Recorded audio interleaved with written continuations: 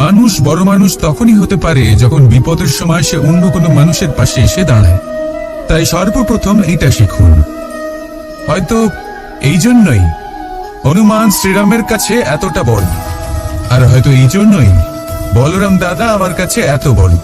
যদি আপনিও জীবনে বড় হয়ে উঠতে চান, তাহলে কারোর সাথে তার দুঃখের সময়, তার সংকটের সময় তাকে সঙ্গ দিন আর পাশে এসে দাঁড়ান। এই মন প্রসন্ন হয়ে বলবে, রাধা রাধা। আমাদের জীবনে আমরা যখনই এমন কোনো মানুষের সাথে পরিচিত হই যে বয়সে, পদে এবং আর্থিক দিক থেকে আমাদের থেকে পিছিয়ে, তখন আমরা সবাই খুব হীন নজরে তাদের দিকে দেখি। মনেই করি না যে সেই ব্যক্তির নিজস্ব একটা অস্তিত্ব রয়েছে, তার নিজেরও একটা মাহাত্ম্য রয়েছে। আমাদের মনেই হয় না যে আমাদের সামনে দাঁড়িয়ে থাকার যোগ্যতা আছে তাদের। চলুন আপনাকে একটা প্রশ্ন করি, শূন্যের নিজস্ব মূল্য কোথায়? আপনি বলবেন কিছুই না। শূন্যের আবার নিজস্ব মূল্য কোথায়? কিন্তু যখন এই শূন্যই কোনো সংখ্যার সাথে এসে যুক্ত হয়ে যায়, কোনো অঙ্কের সাথে এসে যুক্ত হয়ে যায়, আমার সাথে ভালোবেসে বলুন, রাধা রাধা। এই জীবন আসলে কি? আমরা কারা? আমাদের অস্তিত্ব আসলে কি? পঞ্চতত্ত্ব দ্বারা নির্মিত আমাদের এই শরীর, আর এর মধ্যে পরমাত্মার একটি অংশ আত্মা রূপে বসবাস করে। আর যখন এই জীবন সমাপ্ত হবে, তখন আমাদের আবার এই পঞ্চতত্ত্বের মধ্যে বিলীন হয়ে যেতে হবে। এটাই সত্য। এবার অনেক মানুষ আছেন এমন অনেক চেষ্টা করতে থাকেন এমন কর্ম করার যাতে এই সংসার তাদের চিরস্মরণীয় করে রাখবে। কিন্তু এই জীবন আসলে কি? সেই সময় যখন আমরা নিঃশ্বাস নিই, আমাদের হৃদস্পন্দন হয়, আমরা যে মুহূর্তগুলো যাপন করি, এবার এই মুহূর্তগুলিতে আমরা কি করব সেটা অত্যন্ত গুরুত্বপূর্ণ। আমরা কি অহংকার করব নাকি পরোপকার করব? এই সৃষ্টিকে বেঁধে রাখার চেষ্টা করব নাকি নিজেকে উন্নত করে তোলার চেষ্টা করব? এটাই শিক্ষা যে বল হোক বা কায়া, এর প্রতি আমাদের না অহংকার করা উচিত আর না মোহ। শুধু প্রত্যেকটা মুহূর্ত প্রেমময় হয়ে বাঁচুন আর ভালোবেসে বলুন, রাধা রাধা। প্রয়াস এমন দুতক্রিয়া রাখেন না।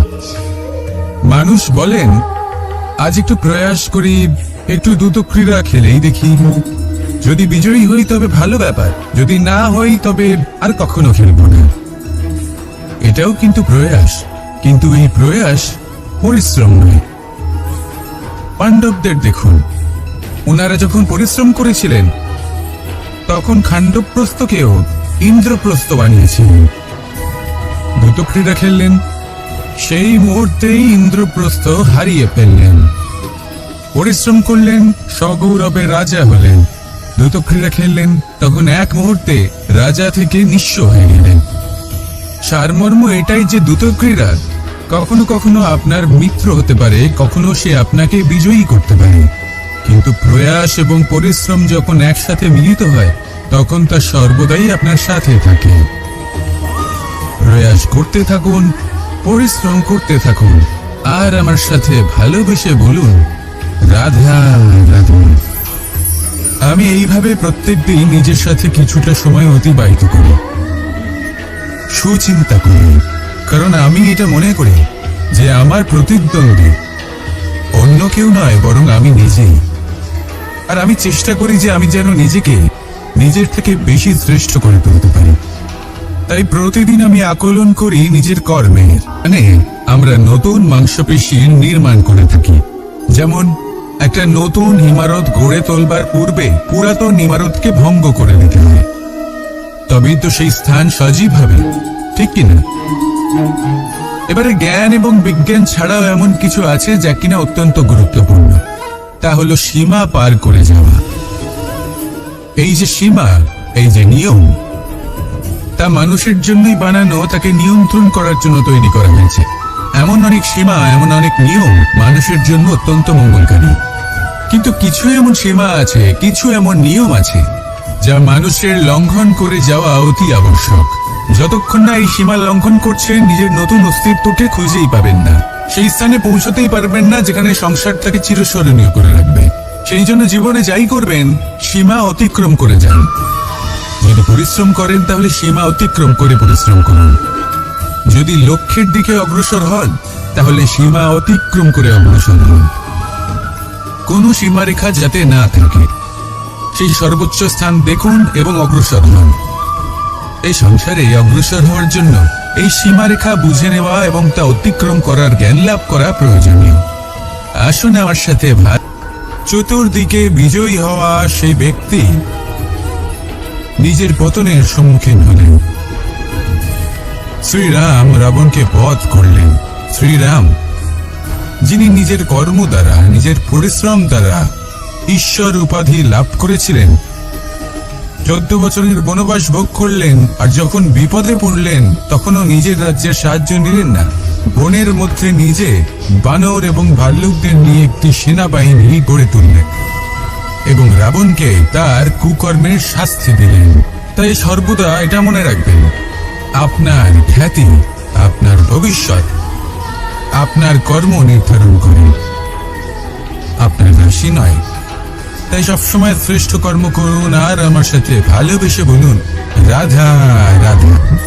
প্রজাপতি দেখেছেন কি সুন্দর হয়, তাই না? এই প্রজাপতি, ওদের দিকে তাকালে নিজের অজান্তেই নিজের মুখে হাসি ফুটে ওঠে। কিন্তু এই প্রজাপতি জন্ম থেকেই এমন দেখতে হয় না। জন্ম থেকে এদের কাছে ডানা থাকে না, এরা উড়তেও পারে না। যখন একটি প্রজাপতি জন্ম নেয় তখন প্রথমে ডিম অবস্থায় থাকে সে। আস্তে আস্তে সেই কবচ সে ভেঙে ফেলে, খুব পরিশ্রম করতে হয় তাকে। তারপর কীটের আকার ধারণ করে সে চলতে থাকে, অনেক কষ্ট সহ্য করতে হয়, অনেক পরিশ্রম করতে হয়। তারপর তার রূপ বদলে যায়, তারপরে তার ডানা গজায়, তারপরে সে উঠতে পারে। এই নিরন্তর পরিশ্রমই সাফল্যের মূল মন্ত্র হয়। কখনো কখনো প্রতিভাও কম পড়ে যায় যদি নিরন্তর পরিশ্রম না করা হয়, যদি সমর্পণের ভাব মনে না থাকে, দৃঢ় নিষ্ঠা না থাকে। আর কখনো কখনো সেই ব্যক্তি যার মধ্যে বিশেষ প্রতিভা থাকে না, সেই ব্যক্তি নিরন্তর পরিশ্রম করে, নিজের মনে সমর্পণের বোধ জাগিয়ে তোলে, দৃঢ় নিষ্ঠার সাথে কর্ম করে আর সাফল্য লাভ করে। সেই জন্য আপনি জীবনে যেখানেই পৌঁছে যান না কেন, নিরন্তর পরিশ্রম করতে থাকুন। তবেই আপনার ভবিষ্যৎ রঙিন প্রজাপতির মতন গগনচুম্বী হবে। তবেই এই সংসার আপনাকে দেখবে এবং নিজের অজান্তে এই সংসার নিজের মুখে হাসি ফুটিয়ে তুলবে। এবং এই সংসারের সাথে ভালোবেসে বলুন, রাধা রাধা। কর্ণ, সূর্যপুত্র কর্ণ, স্বয়ং সূর্যের পুত্র, দেবী কুন্তীর প্রথম পুত্র। সেই কর্ণ যার একটি বাণ আমার রথকে, সেই রথ যার উপর মহাবলী অর্জুন বিরাজমান ছিলেন, যার পতাকায় স্বয়ং হনুমান ছিলেন, সেই রথকে তার একটি বাণ ধসিয়ে দিতে পেরেছিল। দৈব কবচ কুণ্ডলধারী কর্ণ, সেই কর্ণ যুদ্ধক্ষেত্রে নিজের সমাপ্তির সম্মুখীন হলেন। কারণ কি ছিল? নির্বাচন। দুর্যোধনের সাথে বন্ধুত্ব রাখার জন্য তার অনুচিত কর্মে কোনোদিন কোনো প্রতিবাদ করেননি, তাকে সঙ্গ দিয়েছেন এই নির্বাচন। যখন দ্রৌপদীর বস্ত্রহরণ হচ্ছিল তখন তাকে বাধা দেওয়ার বদলে নীরব থাকার নির্বাচন, তার বিরোধিতা কখনো না করার নির্বাচন। এই নির্বাচনই কারণ হয়ে দাঁড়ালো কর্ণের পত্নী তার প্রশংসা করেন। কিন্তু আপনি যদি তাকে এটা বলেন যে এটা তোমার ভুল ছিল, তোমার কিছু খামতি ছিল, তখন সেটা সে মানতে রাজিই থাকে না। সব মানুষ এটা শুনতে পছন্দ করে যে সে যেটা করেছে সেটাই সর্বোত্তম। এবার আমি আপনাকে একটা কথা বলি, এই হলো নিন্দা, এই হলো প্রশংসা, আর এই হলো সত্য, যা সবার থেকে উচ্চস্থানীয়। সেই জন্য মানুষ আয়না দেখে।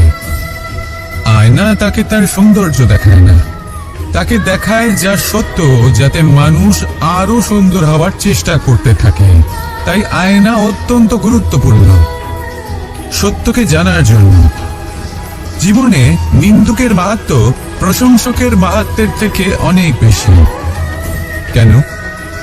কারণ তারা আপনাকে আপনার খামতি দেখায়, আপনার ভুলগুলো বুঝিয়ে দেয়, আপনাকে একটা সুযোগ দেয় নিজেকে শুধরে নিতে, নিজেকে আরো শ্রেষ্ঠ করে তুলতে, যা প্রশংসক করতে পারেন না। তাই জীবনে যদি কখনো নিন্দা করা হয়, তাকে ভালোবেসে গ্রহণ করুন, ধন্যাত্মক রূপে গ্রহণ করুন। যদি নিজেকে কোনো শিক্ষা দেওয়া সম্ভব হয় তাহলে অবশ্যই দিন। দেখবেন মন প্রসন্ন হয়ে বলবে, রাধা রাধা। জীবনে কখনো সাফল্য আসে, আবার কখনো অসফলতা, কখনো আশা পাওয়া যায়, কখনো নিরাশা, কখনো জয় লাভ করি, আবার কখনো পরাজয়। এর পেছনের কারণটা জানা অত্যন্ত প্রয়োজনীয়।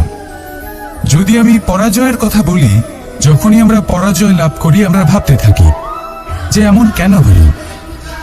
আমাদের শত্রু কি বেশি শক্তিশালী ছিল, নাকি আমাদের নীতিতে কোনো খামতি ছিল?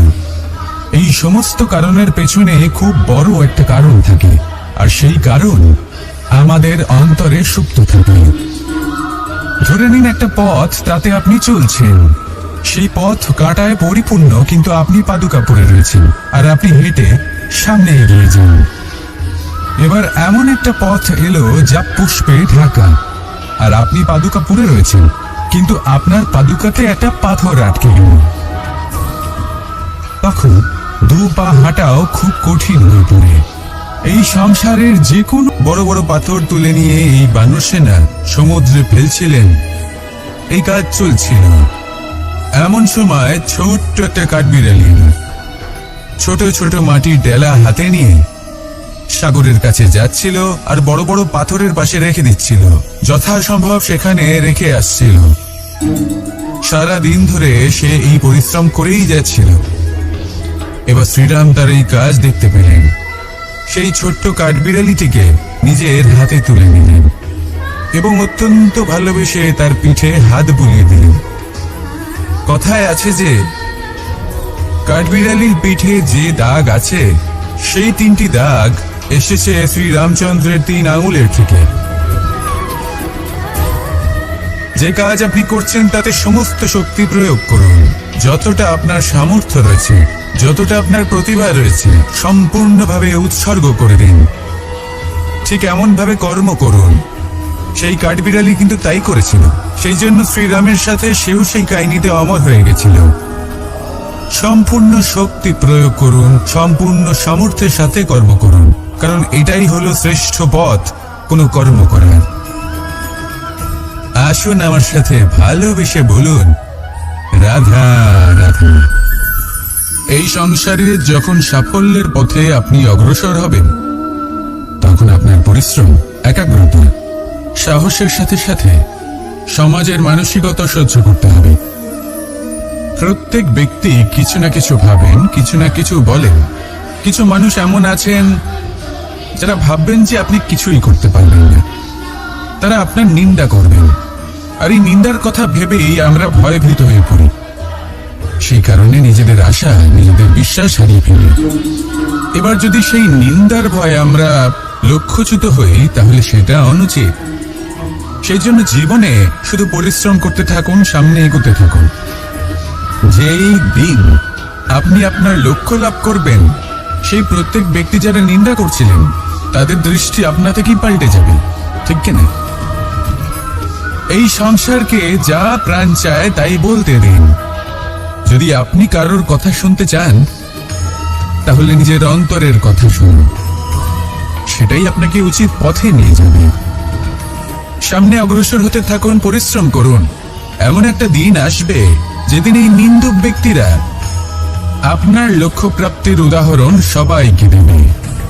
আসুন আমার সাথে ভালোবেসে বলুন, রাধা রাধা।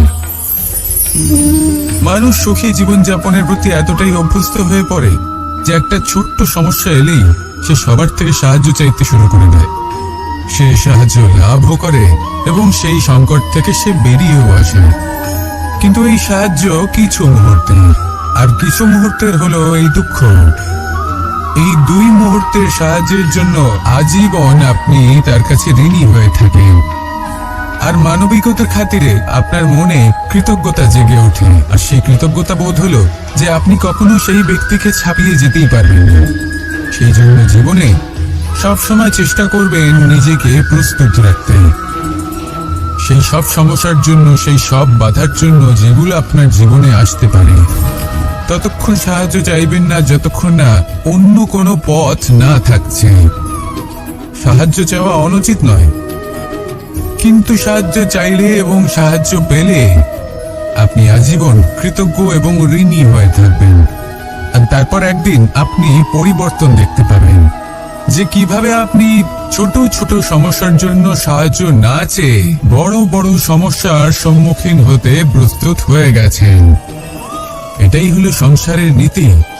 এটাই পালন করুন আর আমার সাথে ভালোবেসে বলুন রাধা রাধা। এমন অনেক মানুষ আছেন যারা আমাকে ভগবানের পরিভাষা জানতে চান, যে ভগবান আসলে কি, তিনি কেমন। এবার দেখুন, ভগবান হোক বা আপনার স্বপ্ন হোক বা আপনার লক্ষ্য হোক না কেন, সেই লক্ষ্য তখনই পূর্ণ হয়, তখনই তাকে লাভ করা সম্ভব যখন আপনার দৃষ্টিভঙ্গি মঙ্গলময় হয়, যখন আপনি নিজে মনে করবেন যে আমি যেটা পেতে চাইছি তা শুভ। উদাহরণস্বরূপ, কোনো পাখিকে দেখুন, সে গাছের ডালে বসে এবং সেখানেই বিশ্রাম করে, কিন্তু পড়ে না। কেন?